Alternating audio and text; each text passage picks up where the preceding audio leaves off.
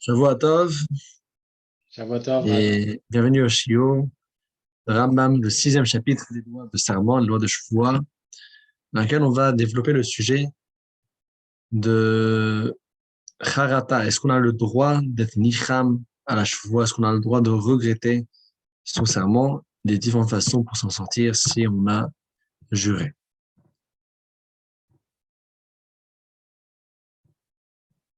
Donc, voici le texte.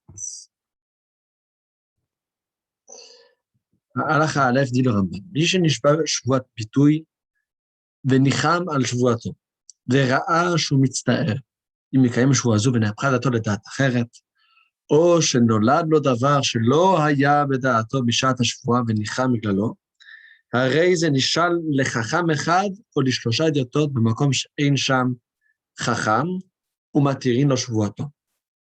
ויהיה מותר לעשות דבר שנשבע שלא לעשותו, או שלא לעשות דבר שנשבע לעשותו. וזה נקרא היתר שבועות. Si personne a juré, ensuite il voit que s'il va garder son serment, ça serait trop difficile pour lui, ou bien qu'il regrette pour une différente raison, alors la seule façon qu'il a pour annuler son serment, c'est d'aller voir un chacham, ou bien ça peut être également 3 personnes, et qui vont le faire un heter shuvuot, qui vont le permettre son serment. Quelle est la source de cette chose? A priori, lorsqu'on jure, ça ne peut pas se défaire. Alors, le Rambam explique dans la lacha suivante. ודבר זה אינו עיקר כלל בתורה שבכתב, אלא כך למדו ממשה רבינו מפי הקבלה, שזה הכתוב, לא יאכל דברו שלו יחלל הוא בעצמו דרך קלות ראש, בשעת נפש, כנראה שנאמר, וחיללת את שם אלוקיך. אבל אם ניחם וחזר בו וחכם מתיר לו.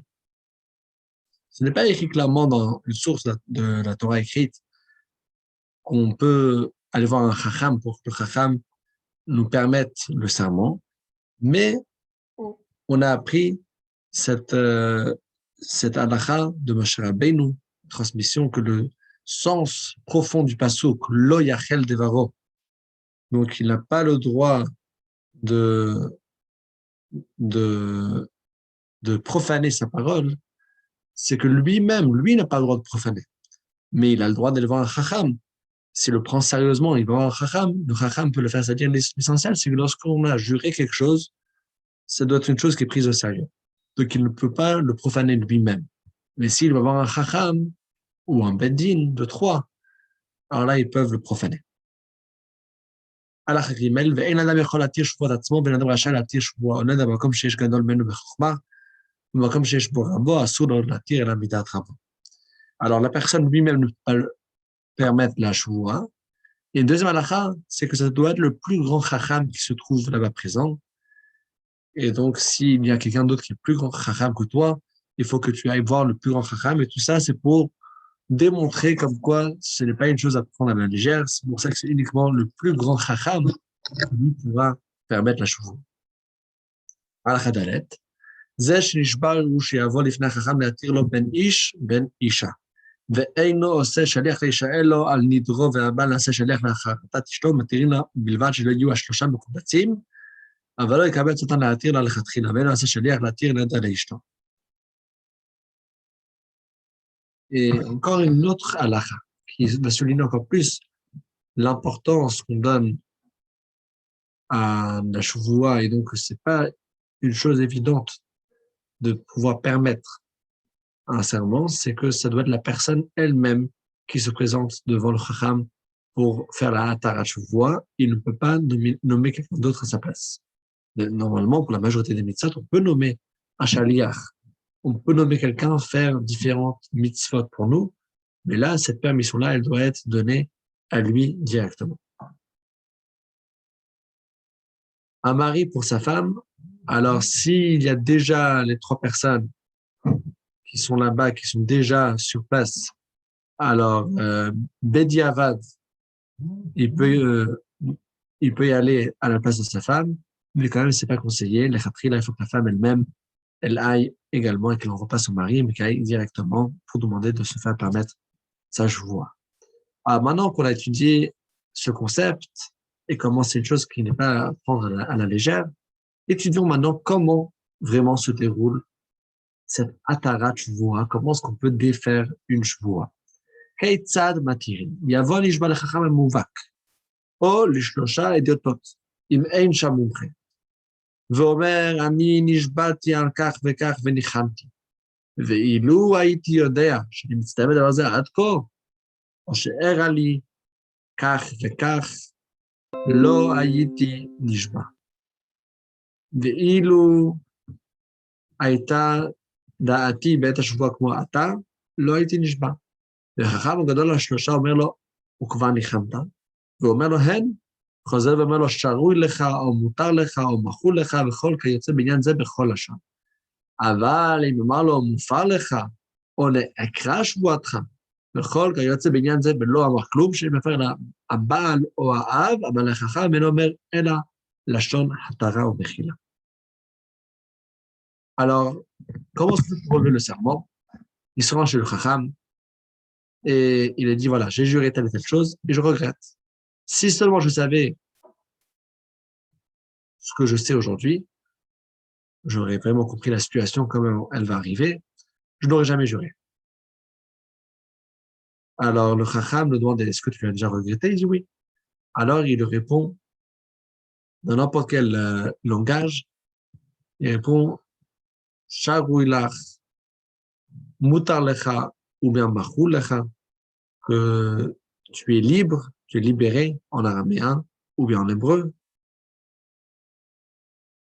et ou bien il dit que le serment, il est pardonné.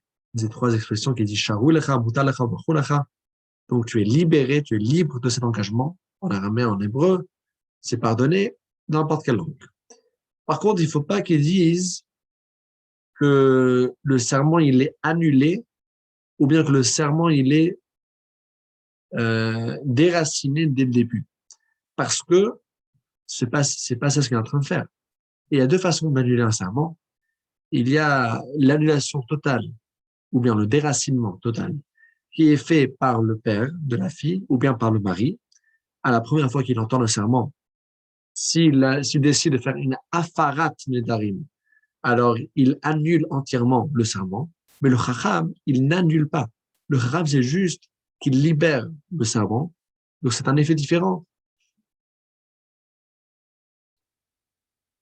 Une différence, si vous voulez savoir ça plus clairement, une différence anarchique entre les deux, ce serait si une personne, prenons l'exemple d'une femme, une femme a juré X, et elle a transgressé son serment, elle a transgressé sur le X. Et ensuite, elle est allée pour retirer son serment. Ça dépend ce qu'elle a fait. Si elle est allée chez le chacham, chez le sage, il va la libérer du serment. Mais c'est juste depuis maintenant et pour le futur. Ça ne se passe pas rétroactivement. Tandis que lorsque le mari, lui, l'annule, alors il l'annule rétroactivement. Malgré cela, le fait qu'elle a transgressé sa parole, c'est déjà quelque chose de grave. On discute de ça. Mais ça ne s'appelle pas une transgression d'un serment. C'est grave parce qu'au moment où elle l'a fait, elle n'avait pas la permission de le faire. Mais si je regarde sur le résultat des faits, c'est pas aussi grave que qu'une personne qui a juré et qui a transgressé son serment, qui est toujours valide.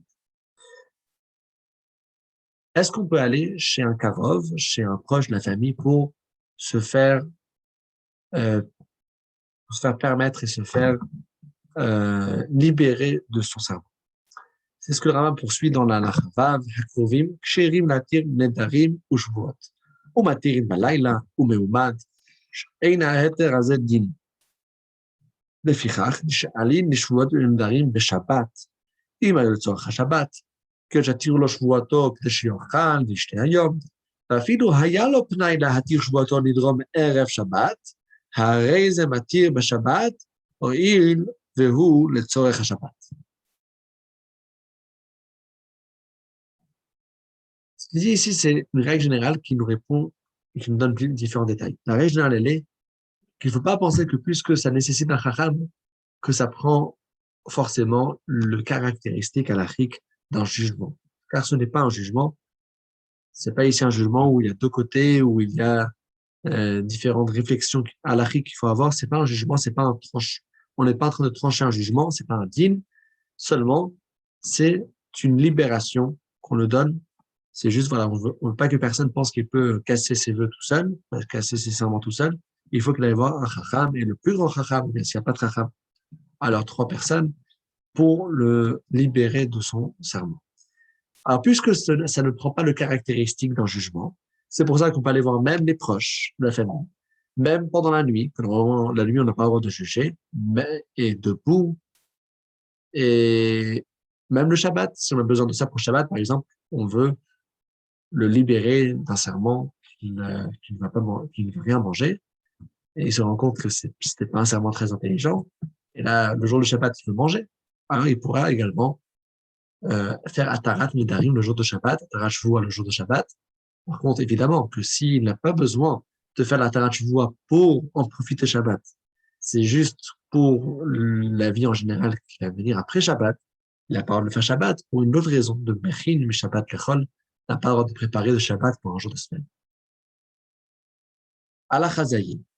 Et là, on a bien les bases, on rentre dans les détails, ça se complique un peu. Vous vous rappelez qu'on a étudié que il y a, en vérité, il y a différentes façons comment une personne peut jurer. Il y a des fois que la personne jure tout seul, de façon indépendante. Et il y a une deuxième façon, c'est qu'il réponde Amen.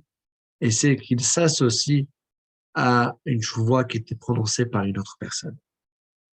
Est-ce que ça va différencier par rapport à la halacha de la Atarat Shuvah? C'est ce qu'on va voir dans la halacha Zayin. Reuven shishbia le Shimon ve'ana Amen. או קיבל השבוע מניחם שמעון על שבועתו ונשאל עליה, אין מתיר לו אלא בפני ראובן שהשביעו. לכן אם נשבע ראובן או נעדה שלא יענה משמעון או שלא יענה בו שמעון וניחם ונשאל החכם מתיר לו אלא בפני שמעון שנדע ממנו המיה. לפני שמעון קטן או עקום ומתיר לו אלא בפניו כדי שידע נידר שהתיר זה נדרו או שבועתו לפיכך יענה ממנו או יענה לו. ראובן כפי jurer שמעון. Et Shimon a répondu Amen. Alors, si Shimon veut ensuite faire Atarat Shvua, il faut qu'il le fasse devant Réhouven. Pareil, si un a juré qu'il ne va pas profiter de l'autre, alors s'il fait Atarat Shvua de ce serment-là, il faut qu'il le fasse devant cette autre personne pour qu'il sache que sa Shvua a été permise et c'est pour ça qu'elle était libérée de sa Shvua et c'est pour ça qu'il va avoir le droit, l'arrivement de venir profiter de lui.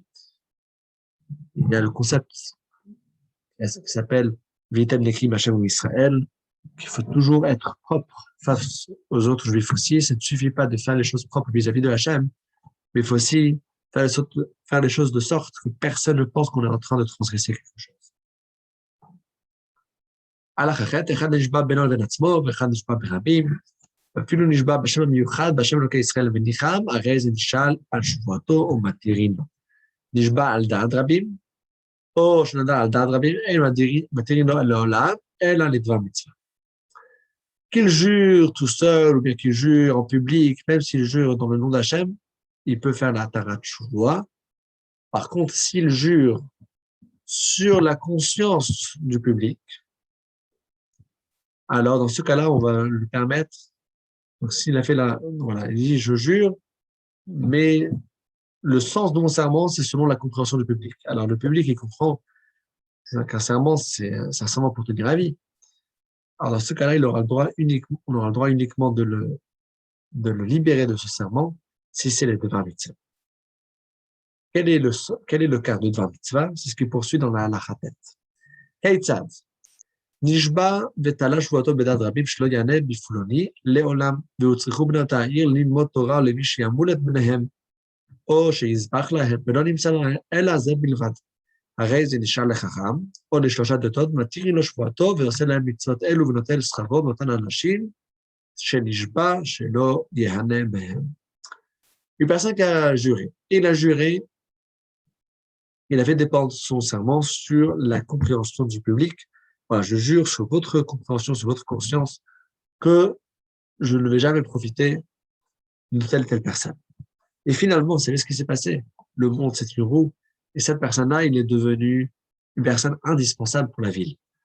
C'est devenu le Rav qui enseigne la Torah, c'est devenu le Mohel qui est la Brit Mila, c'est devenu le Shochet qui fait la Shrita. Et il y a seulement lui. Alors, dans ce cas, c'est le Tzorech Mitzvah. On a besoin donc de profiter de lui pour aller faire Atarat Shavua.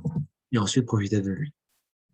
Alors, Yud, Mishinishba, Melon Nicham al Shavuato, Valbedin Dekaim Shavuato, Im Raon Dayanin, Sheheter Shavua Zu Gorem le Mitzvah, ou le Shalom Ben Ish Leishtom Nadam Chavero, Shekiyum Shavua Zu Gorem la Avera, Veliktata, ופותחים לו פתח ולשים את נעימו בדבר מודיעים לו דברים שגורמת שבועתו עד שיתנחם. אם ניחם מדבריהם, מתירים לו, ואם לא ניחם מדבריו, הרי זה יקיים שבועתו. La même idée qu'on a dit jusqu'à maintenant, qu'il y a le fait qu'on a le droit de faire Atarat Shavua, de se libérer du serment, il y a également puis le contraire, qui consiste dans Kiyuv Shavua. On va venir valider la Shavua dans le Bédin. Celui qui vient au Bédin et dit, voilà, je veux valider ma Shavua. Alors, déjà, il faut que le Bédin analyse, est-ce que c'est une Shavua qui est positive ou une Shavua qui a également des effets secondaires négatifs. Par exemple, à cause de ce serment-là, il a juré qu'il ne va jamais toucher les vaisselles. Alors, ça va faire un problème de Shalom Bayit, un problème dans la paix dans le foyer. Il peut y avoir différents cas que les Dayanim vont voir que c'est pas une Shavua qui est très intelligente, pour dire ça gentiment. Dans ce cas-là, ils doivent essayer de le convaincre de regretter. Et là, quand il regrette, on fait Atarat Shavua. S'il ne regrette pas, on fait Kiyum Shavua. Quel est le sens de tout cela? On va voir le scénario dans la halakha suivante. Halakha Yudalef, Keitzad. Nishba shegaresh et ishto.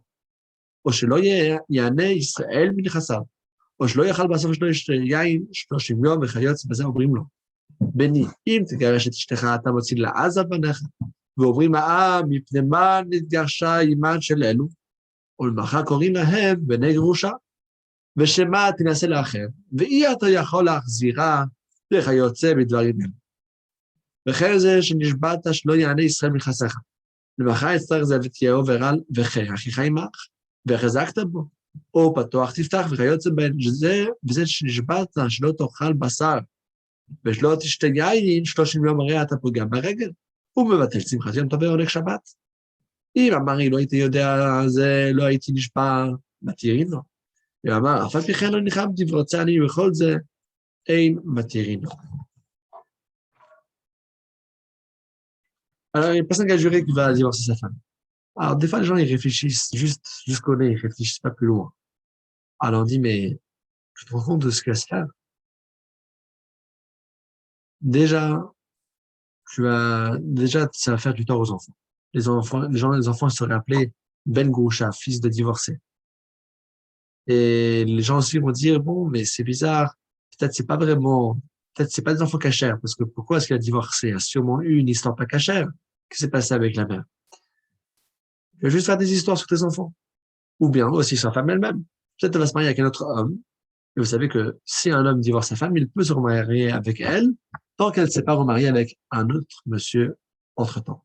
Et peut-être elle va se remarier entre-temps et toi, tu voudras être de retour avec elle. Tu pourras jamais retourner avec elle. Tu jures que que telle personne ne profite pas de tes biens. Peut-être un jour tu auras besoin de faire la mitzvah de partager tes biens en faisant tzedaka. Tu as juré que tu ne vas pas profiter de viande et de vin. Mais lorsque la fête va arriver, lorsque Pesach, Shavuot, Sukkot, le Yom Tov arrive, tu vas transgresser, tu vas annuler la joie de Yom Tov. S'il te répond, si j'avais pensé si loin, j'aurais jamais juré, alors c'est un bon regret et on peut le faire à Atarat Shavua. Tandis que si non, alors là, on ne va pas le permettre la Shavua, et la Shavua, elle sera donc, dans ce cas-là, maintenue. Donc ça, c'est le pshat de Kiyum Shavua. Kiyum Shavua, il n'y a pas besoin de faire un acte spécifique pour valider la Shavua. Mais de facto, dès qu'il y a une Shavua qui n'a pas été annulée, ça veut dire qu'elle est mekouyamet, qu'elle est validée. Halakha suivante, En potrin menolat ketzad nishbash lo ya'aneh bifloni ונעשה סופר העיר, הואיל ולא ניחם על שבועתו, אין פותחין לו בדבר זה. ואפילו אמר הוא מעצמו, אילו הייתי יודע, לא הייתי נשבע, אין מתירים לו. הואיל ועדיין לא ניחם, אלא רצונו שלא יענה לו, ושלא יעשה זה סופר.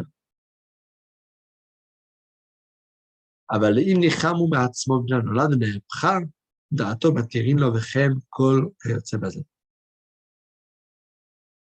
Maintenant, qu'est-ce qui en est du nolad? Alors, le nolad, c'est une chose qui n'existait pas encore au moment dans lequel il a juré. Seulement, c'est une chose qui était nolad, qui est née et qui est venue comme nouveau après qu'il a juré. Alors, maintenant, dans ce cas-là, ça serait plus délicat. Parce que ce qu'on cherche dans la Torah, tu vois, et ce qu'on a vu ça au début de ce chapitre, c'est qu'on essaie de démontrer comme quoi, dès le départ, s'il s'était rendu compte, il n'aurait jamais juré. Et donc, c'était comme si c'était une shvuat ta'out, comme si c'était par erreur qu'il a juré. Et c'est comme ça c'est la base de la Tarat Shuvah. La Tarat Shuvah, comment est-ce qu'on peut libérer une personne d'un serment? Il a juré. Comment est-ce que je peux le libérer? Alors, je le libère parce que je suis en train de démontrer comme quoi, au fond, même lui-même, n'a pas vraiment pensé faire la Shuvah. Le problème de Nolad, une chose qui n'existait pas pendant ce moment-là, une chose qui est devenue plus tard. Alors, cette chose-là,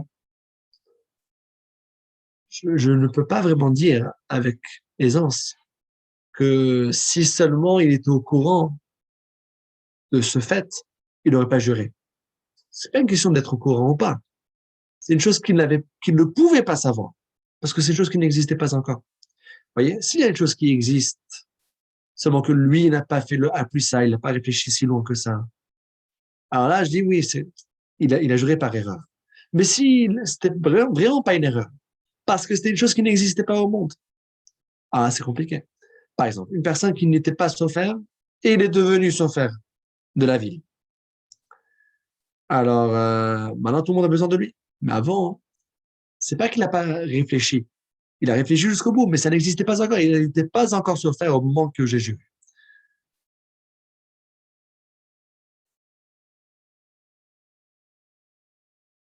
Alors, dans ce cas-là, ce qu'il faut, c'est que la personne dise de lui-même, voilà, que je regrette ce que j'ai juré. C'est-à-dire, je pourrais pas je pourrais pas l'offrir la permission, mais il faut attendre à ce qu'il dise clairement, je regrette. Vous voyez, il y a différents éléments qui rentrent en jeu, des éléments qui étaient déjà existants, mais qu'il n'a pas pensé à ça, même s'il ne dit pas clairement qu'il regrette, alors on peut le donner une ouverture et dire, voilà, ton serment, c'est comme si c'était un serment par erreur. Donc, on peut l'encourager à dire, voilà, regrette, parce que de toutes les manières, ton serment, c'était un serment par erreur. Par contre, dans le cas dans lequel la raison qu'il regrette, c'était une chose qui était nolade, qui n'existait pas avant, alors là, je ne peux pas le faire de psicha, je ne peux pas le donner une ouverture pour se libérer de son vœu, mais il faut attendre que lui-même, il regrette vraiment. Et là, quand il regrette, il se dissocie du vœu, et je vais le faire à la Tarat Shuvah. Poursuit le Rambam dans la Chayut Gimel, Mishnishba, d'abord, Venishba, Shlo Yatir, Shuvah, Zov, Nicham. הרי זה נשבע לשבוע האחרונה, תחילה שנשבע ושלא יתיר, ואחר כך ישאל לראשונה. Un juif qui a fait un double nœud, il a juré, et après, il a juré à nouveau qu'il ne va jamais faire un tarat shuvah sur le premier serment. Et il regrette. Qu'est-ce qu'il peut faire? Un double nœud. Tu le fais le deuxième nœud, après tu te fais le premier. Tout d'abord, fais un tarat shuvah sur le deuxième serment, quand tu as juré que tu vas jamais faire un tarat shuvah, et ensuite, tu pourras faire un tarat shuvah sur le premier serment. הלכה י"ד, נשבע שלא ידבר עם פלוני ונשבע אחר כך שאם שאל על שבוע זוג יתירה יעשו לשתות יין לעולם ניחם.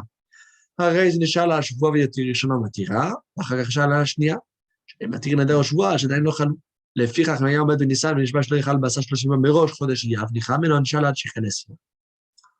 Il a fait un double nœud mais d'une autre façon. Il a dit voilà, je jure que je ne vais jamais parler avec telle personne, et si je parlerai avec lui, alors là, je jure que je ne vais jamais boire du vin. Et il regrette. Alors là, il faut qu'il défasse le double nœud, mais à l'envers. Parce que la règle qui est expliquée dans cette halakha, c'est qu'on ne peut pas libérer un serment avant que le serment prenne effet. Alors, tout d'abord, il faudra qu'il fasse un tarat shuvua sur le serment de ne pas parler. Et après, il a dit, bon, si je parle, il y a un deuxième serment qui rentre en vigueur, de jamais boire du vin. Alors, dès que je parle avec lui, j'ai le deuxième serment qui rentre en vigueur. Et ben, j'ai plus le droit de boire du vin. Maintenant, je vais aller faire un tarat shuvua sur le deuxième serment. C'est pour ça, puisque, vu cette règle, qu'on n'a pas le droit de faire un tarat shuvua avant que ça rentre en vigueur, donc s'il se trouve le mois de Nissan, et jure qu'il ne va pas manger de viande pendant 30 jours depuis la date de Rosh Chodesh Iyar, alors il n'a pas le droit de. Alors là, il n'a pas le droit de venir demander à Tarat Shuvua jusqu'à ce que la date de Rosh Chodesh Iyar rentre en vigueur, vu qu'il faut que la Shuvua rentre en vigueur, c'est seulement dans ce cas-là qu'on aura le droit de faire un Tarat Shuvua. Je ne peux pas libérer celui qui n'est pas encore prisonnier. Tout d'abord, il faut devenir prisonnier, ensuite on peut libérer. C'est l'idée de la Tarat Shuvua.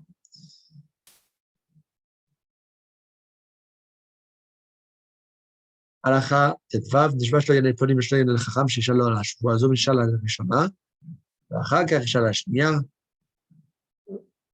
Donc pareil, il a juré qu'il ne va pas profiter de telle personne, et il ne va pas profiter du chacham qui va le faire à Tarat Shuvua.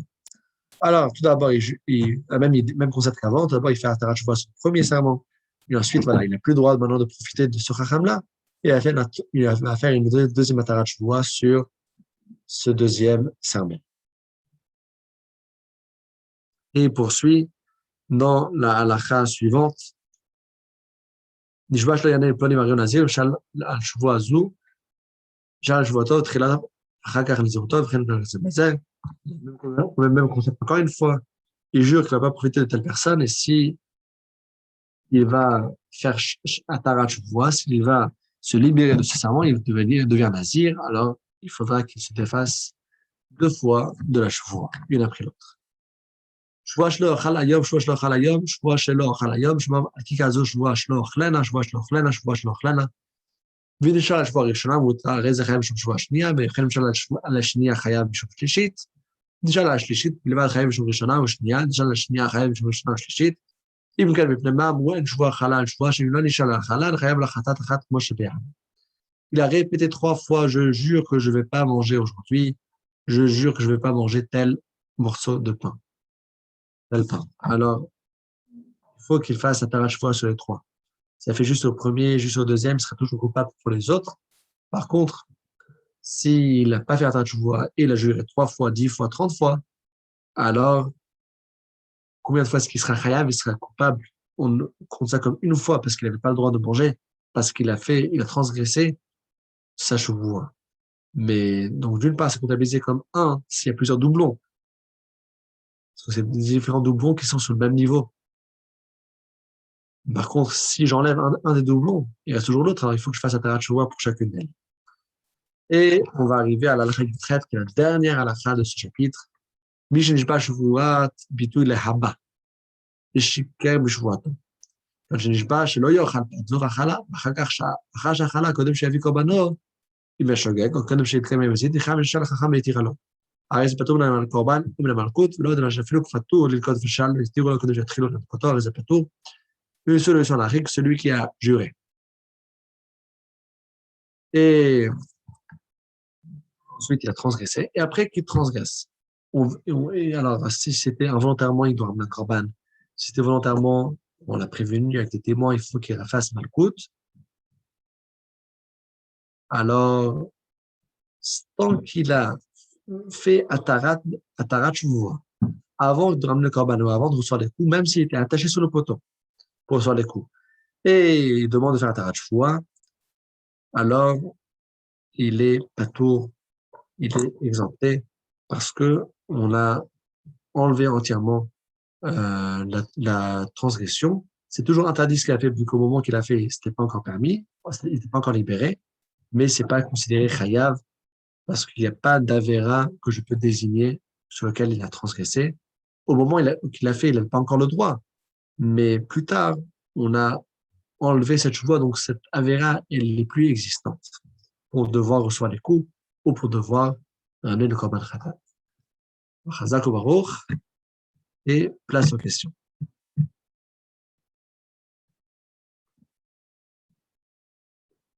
S'il y en a. Oui, Rabbi, est-ce que la Shvoua, le fait de jurer est lié avec le temps? Ou est-ce qu'on est engagé à vie sur le serment? Ça dépend de ce qu'on a vu. Hein. On avait mentionné, par exemple, dans la halakha, c'était une des dernières halakhot, Oui. à la halakha du Dalet. On a mentionné là-bas que si une personne il jure qu'il ne va pas manger de la viande pendant 30 jours depuis Rosh Chodesh Iyar. Mhm. Donc là-bas, c'est un exemple qui jure qu'il ne peut pas manger pendant 30 jours depuis telle date. Oui. Tout là, c'est lié dans le calendrier 2 fois. Le serment rentre en vigueur à une date précise, la date qu'il a dit, et ça sera pour une durée spécifique, pour la durée qu'il a prévue. Par contre, s'il jure pour la vie, ça reste pour la vie. Donc, c'est pas lié de soi par défaut dans un temps. Le serment, c'est lié avec ce que tu dis. C'est pas lié avec un temps. Donc, si tu dis que tu le mets dans un temps, ça sera lié avec le temps que tu as dit. Et si tu l'as pas rendu dépendant d'un temps, ça sera pas lié avec le temps. Vous voyez, donc, tout dépend comme de la chose que tu t'es engagé. D'accord, ok. D'accord. Merci. Avec plaisir. Chazak ou Baruch. Chazak ou Baruch. Non. De ce Oui. fait, si on dit, si on jure que autant que faire se peut, on ne donne pas de délai. S'il n'y a pas de délai, alors c'est à vie. C'est à vie. Si on Non, jure sans donner de délai. Autant que faire se peut, ça peut s'arrêter demain. Hein. On peut jurer, puis ça s'arrête demain. Ça s'arrête quand on a envie, en fait.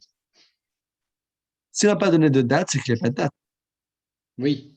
Donc, on définit nous-mêmes notre date. Alors, il faut toujours définir une date. Parce que si tu définis pas une date, c'est que c'est à vie. Ça sera analysé par le Beddin à ce moment-là?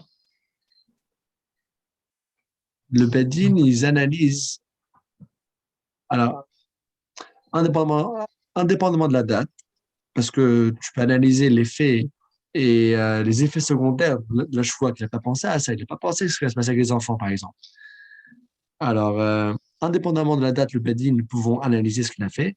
Mais effectivement, hein, que si c'est, je vois qu'il dure juste quelques heures, le Beddin ne va pas aller s'embêter pour ça. Je vois que je ne peux pas laver la vaisselle pendant 1 heure. Bien sûr. On ne va pas rentrer dans ça. Si c'est à vie, alors là, ce serait peut-être une question différente. D'ailleurs, il y a une histoire qu'on raconte qu'il y a une personne qui allait voir un rave. Il a dit qu'il a entendu que c'est écrit dans les livres que si Motsai Shabbat, dès qu'on termine la Havdalah, on aide sa femme à laver les vaisselles, alors c'est une ségoula pour le shalom. Pardon, on plie le talit, c'est une ségoula pour le shalom bayit. Alors le Rav a dit, ça, il n'a pas vu nulle part, que c'est ségoula pour le shalom bayit. Mais ce qu'il est sûr, c'est que si on va aider la femme à laver les vaisselles, ça serait une ségoula pour shalom bayit. Oui, Rabbi, est-ce que vous pouvez nous préciser la différence qu'il y a entre s'adresser au Beddin et s'adresser au Chacham? Parce qu'au Beddin, c'est une question juridique. Et au Chacham, c'est une question de spiritualité. Donc, quelle différence il y a entre s'adresser au Beddin pour se défaire d'un jugement, du fait d'avoir juré, et le fait de s'adresser au Chacham? Alors, très bonne question parce que ça nous permet d'aiguiser ce qu'on avait discuté c'était dans quel halakha? C'était dans la première moitié du chapitre. On avait dit l'halakha que est-ce qu'on a le droit? Oui, c'est l'halakha. Oui, tout au début halakha vav. Halakha vav, on dit que les krovim, est-ce que les proches, ils ont le droit de faire atarat shuvah? Est-ce qu'on peut faire ça pendant la nuit? Est-ce qu'on peut faire ça Shabbat? On a dit oui à tout. Pourquoi? Parce que la atarat shuvah, c'est pas un din. Le Rambam, il dit ça noir sur blanc. Il dit que la atarat shuvah, c'est pas un din La source de ça, c'est ramène ça de la Gemara Masechet Nedarim. Dans Daf Ayin Zayin, il y a toute une sougia qui parle. Est-ce que c'est considéré un din ou pas? La Gemara dit que c'est pas un din. C'est pas un jugement. Alors, quelle est la différence entre le Chacham ou le Beddin de 3? On a expliqué que c'est soit un Chacham Mouva qui connaît la halachot, soit un Beddin de 3 personnes. Mais quand on dit Beddin de 3, c'est pas forcément un Beddin d'experts. Ça veut dire juste d'avoir 3 personnes, comme on fait à Ta'at Nedarim, la veille de Rosh Hashanah, devant 3 personnes minimum, même si c'est pas des experts dans le jugement. C'est pas, donc, ça n'a pas ici la force de jugement. Il n'y a pas ici de verdict qu'on doit réfléchir et qu'on doit trancher. Et la raison pour laquelle il fallait voir soit 3 personnes, soit s'il y a un chacham présent, il fallait voir le chacham. Et s'il y a 2 chacham, il fallait voir le plus grand chacham. Tout ça, c'est pour montrer que c'est pas à la légère. Parce qu'on apprend ça quand on a dit dans le début du chapitre, que c'est écrit lo yachel devaro, que la personne elle-même n'a pas le droit de profaner ses paroles, mais s'il va voir un chacham, il ne prend pas ça de la légère, alors là, il peut être libéré parce que la personne ne va pas rester prisonnière à vie. Donc, s'il veut le libérer, il peut le faire libérer, mais ça doit être fait de façon sérieuse. Donc, au moins 3 personnes, et s'il y a un chacham, le chacham, et s'il y a 2 chacham, le plus grand chacham, qui comprennent que c'est une chose qui est importante. D'accord, ok. Bien, merci. Avec plaisir. Chazak Baruch, et B'ezrat Hashem, on se retrouve tous pour les prochains shiurim avec beaucoup, beaucoup de force. Et B'ezrat Hashem, demain matin, il y a également Shacharit. Profitez bien parce que demain, c'est férié. Alors, Shacharit, ça sera à 8 heures. La majorité de vous trouvez à Genève. Certains que ailleurs aussi, puisque c'est férié, Shacharit sera plus tard que d'habitude. Et donc, profitez de venir au synagogue demain matin pour Shacharit. B'ezrat Hashem, Shacharit à 8 heures, suivi d'un petit shiur pour bien commencer la journée. B'ezrat Hashem. Alors, Chazak Baruch à tous et Shavua Tov. Merci beaucoup. Hazak, Shavua Tov à tous.